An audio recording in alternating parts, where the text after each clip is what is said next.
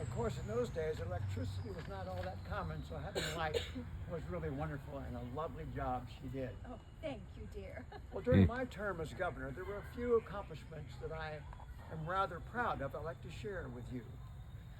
The Missouri voters authorized appropriation of funding for the 1904 St. Louis World's Fair. The Missouri State Penitentiary became self-sustaining. A fourth hospital for the insane was established in Farmington. In 1901, the first official Missouri State Fair was held at Sedalia.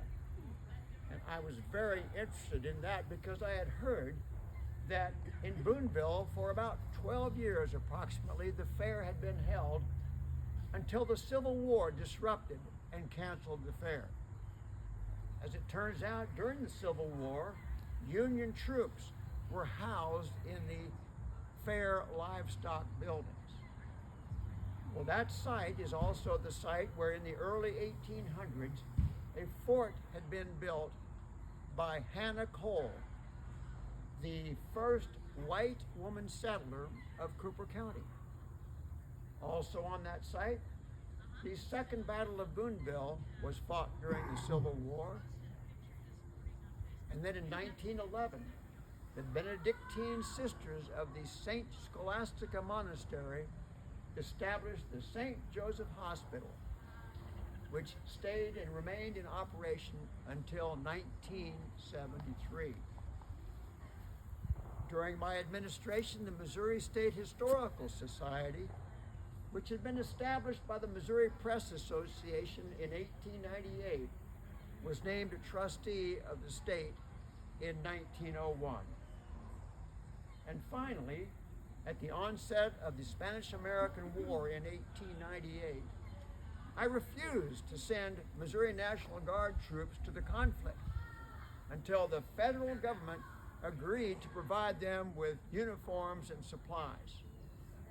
As it happens, the Missouri troops had inadequate clothing, and their weaponry and provisions were out of date. Although they arrived at the conflict late, 6 Missouri regiments served in Cuba. Lon was always interested in history. He endowed the museum at Central College in Fayette, which is known today as Central Methodist University.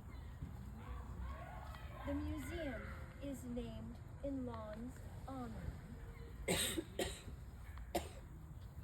At the end of our one term as governor and first lady of Missouri, Lon and I moved to St. Louis.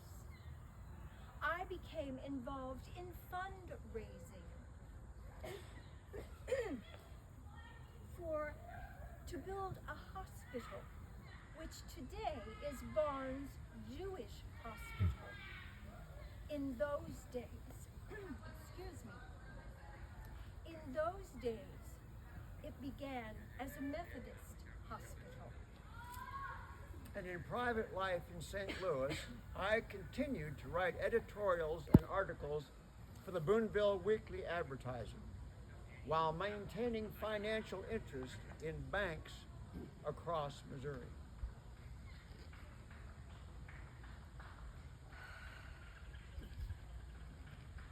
My beloved Lon died on January 10th, 1923. We buried him here in Walnut Grove. My heart was broken, and I grieved mightily.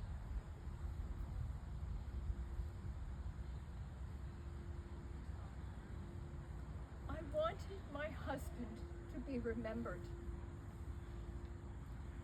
So in 1925, I donated an organ to the Methodist Episcopal Church where we had been married.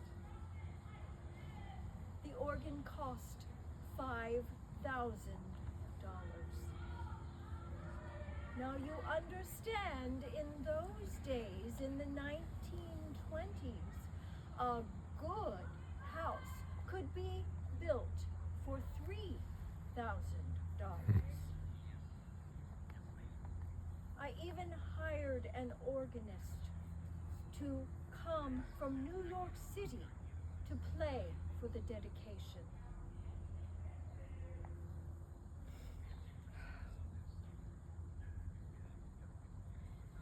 I also know that in the 1980s, the organ needed to be repaired or replaced.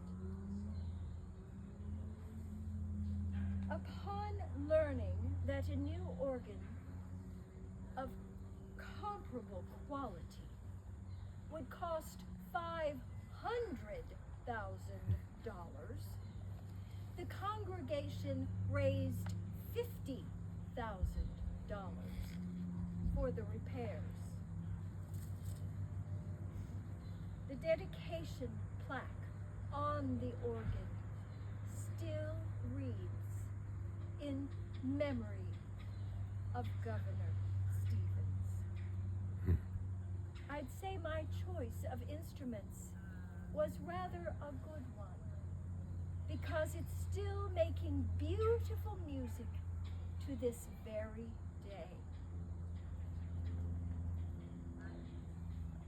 Being a widow was very hard for me.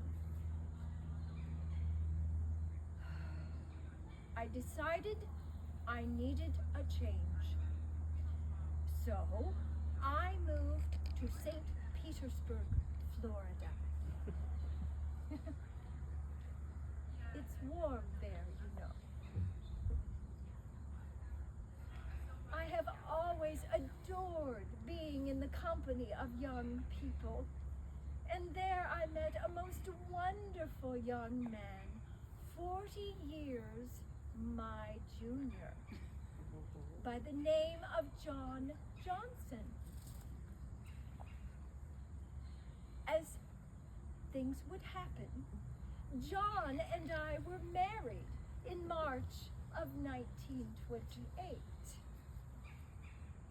But just a little over a year later, on April 17th, 1929, I died. John insisted that I be brought home to this place of rest, and that I should be buried here, next to my first husband, Lon.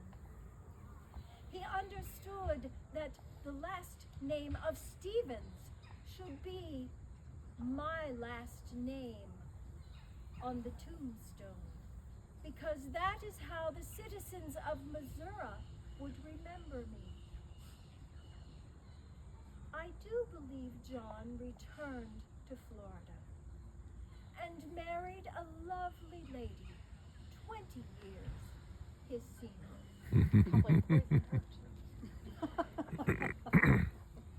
And I, Margaret Nelson Stevens Johnson, am so happy to be here with the love of my life, Governor Lawrence Lawn Vest Stevens.